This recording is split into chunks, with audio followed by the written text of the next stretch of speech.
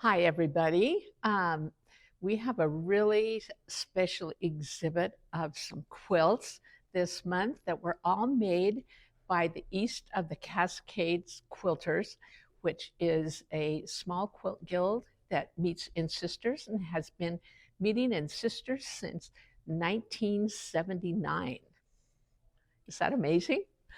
Um, and they decided they wanted to have a special exhibit at the quilt show last year. And so they set some parameters and picked the theme. And their theme was black and white and one color.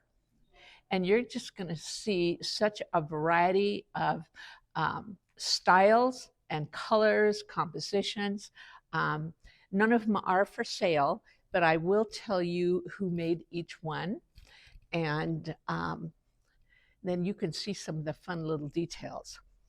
So this first one is Lucy's Dilemma, and it's by Susan DeGroat. And what's so clever about it is you can see the little dog leash, and then there's cuffs on the pants, and I love the socks, and then a real shirt she used. But I thought it was very innovative and very fun. It just invites you in. There's something about the red in there being a smaller amount and the black and whites being a greater amount. Now, this next one is Starry Sky, and it was done by Karen Tyler, and it's already been gifted to her daughter. But then she told her daughter she had to have it back for the exhibit so all of you could see it. But she's used a repeated block pattern, but it's really scrappy. So like in the black area, you don't even notice as much that it is a repeated block as you do in the black and white and red area. Then this next one is very, very graphic, as you can tell. And it's done by Lorna Myers. And just that little bit of purple makes you stay in and keep moving around. I actually get kind of dizzy looking at it, but I like the asymmetry feeling that it has. And then Swans and Tulips was done by Susan Cobb. And apparently, when she wrote the story about the quilt, she had made a bunch of these blocks, but never done anything with them. And when the challenge came about, she just felt like they would work really well. And I have to agree with her. And I like the original composition idea of them feeling like they're enclosed in a space, with those white dots around them. And the oval shape at the top is really nice. And then this blue and black and gray is by Terry Harden. It's called Exploding Star. And I think it's really a pretty piece. And when she did the exploding part up with those littler pieces of blues, you can see she used all the values that she used in the star to start with. And I really enjoy what she chose to quilt it with, the circular sort of spiral, because I feel like, especially in the gray, the way it shows up, it really draws you in.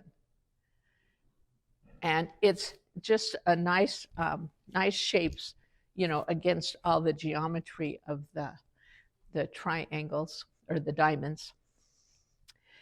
And then coming together is really a simple, simple quilt, but this quilting has made it just stunning. And it's by Chris Seufert, excuse me. This one really intrigued me. And I looked at it for a long time because of how she's changed up the patterning in her quilting in the different blocks. I think it was a very clever way to quilt it. And then at the very bottom, how she has the, partial green and a little bit of gray with lots of white around it certainly pulls you up to take a look at your darkest, black color. Then this next one with the blue and this little bit of yarn on it was done by Robin Campbell, and it's called Crochet. And, very clever composition with adding the yarn to it. But when you do those kinds of things and they're going to hang, you always have to make sure they're really secured well, because when they hang for a period of time, they'll start to droop if they're not. So that's just little words of wisdom. And I really like the fact that the black and the white print are the same. They're just the opposite of each other. And I think the simplicity of that is a nice combination in this piece. And then Joy Comes in the Morning by Janet McConnell really reminds me of those early morning hours, like, 4 to 5 in the morning. This is what it feels like in Sisters. And I think she really captured that feeling. And she's got a few kind of twinkly beads or something on there.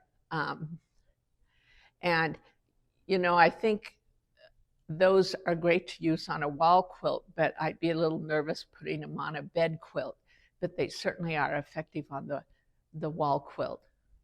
And then, the way she's used log cabin down below here with the half log cabins and to create the trees, I think is a nice effect. And also putting the lighter green in there certainly draws the eye in.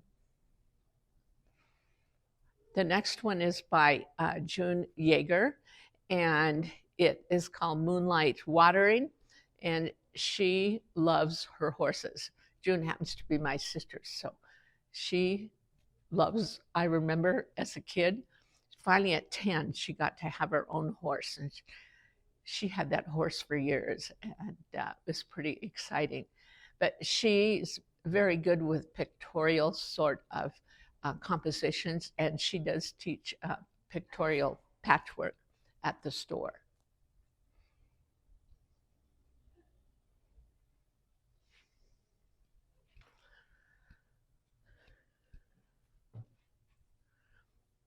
This You Ain't Seen Nothing Yet is done by our executive director for Quilt Show, Dawn Boyd. And Dawn only started quilting about a year ago. And so we are really proud of her. And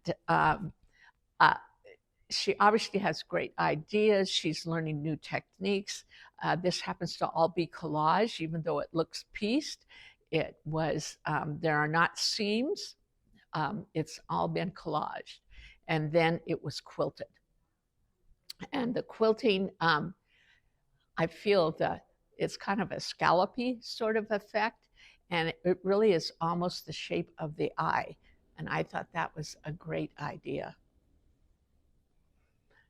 Then Hello Sunshine was done by Marilyn Barnett. And Marilyn taught school for many years in Alaska, and she was a principal. And she is known for really doing a great job with more intense colors.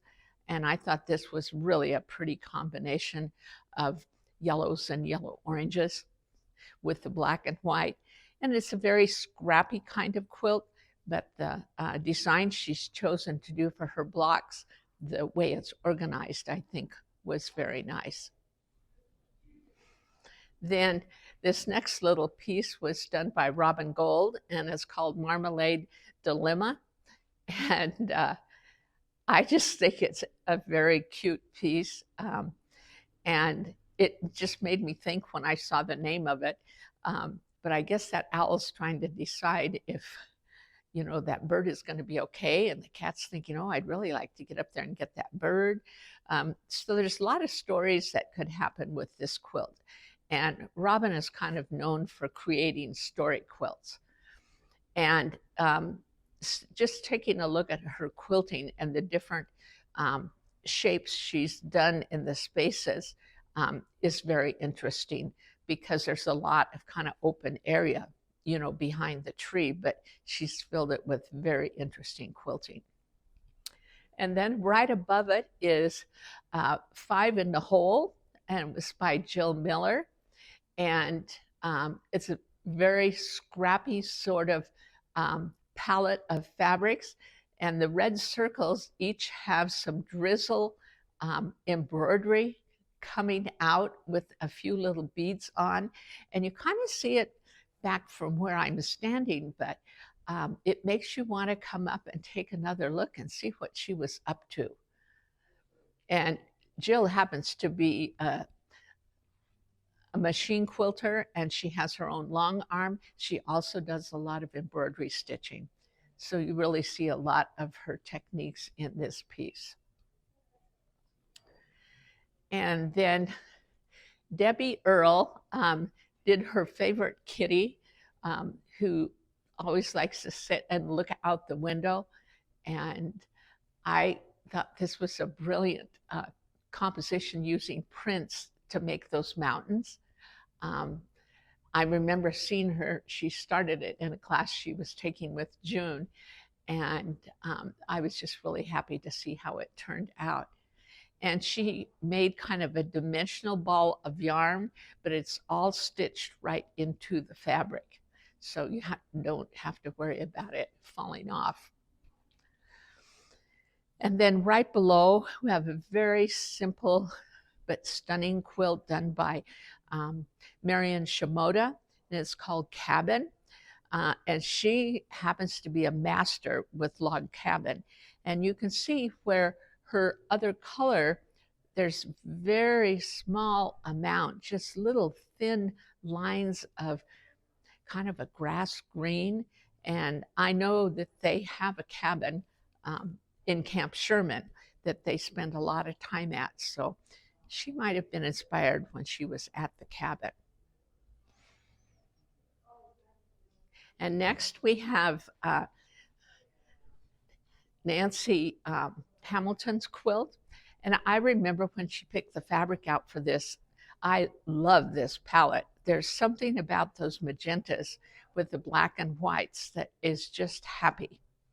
And I like the way she chose to use her different prints. I think it's really a pretty quilt, you know, simple, but quite effective. And this last quilt was done by Janet Rozak, and it's called Meanderings. And she had taken a class from June learning how to inset those circles, and she became obsessed with it. And I thought this was just a beautiful composition. She's taken a lot of classes with me and where we don't use rulers for cutting. And this style of piecing she has really mastered. And I think putting it along with the circles was a brilliant idea. And I just like the colors too, again. And I thought it was really pretty hung next to Nancy's quilt. So I hope you've enjoyed seeing all of these. They certainly create a stunning display. And usually we don't hang things quite this close together, but in order to get everything up here, this is what we did. And I think it turned out pretty well. So thank you.